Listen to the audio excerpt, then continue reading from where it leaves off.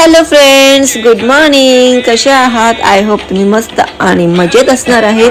तर सकाळची चालली नाश्त्याची तयारी आणि नाश्त्याला साबुदाण्याची खिचडी बनवते.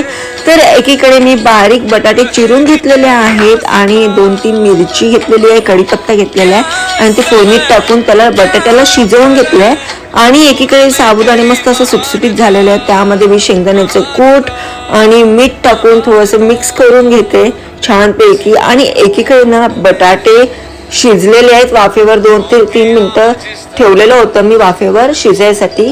ते छान शिजलेले आहेत.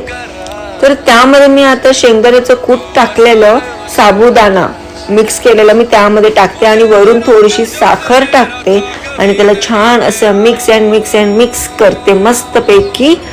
आणि 2 ते 3 मिनिटं वाफेवर झाकून ठेवते जेणेकरून साबुदाणे आपले छान असे सॉफ्ट होणार.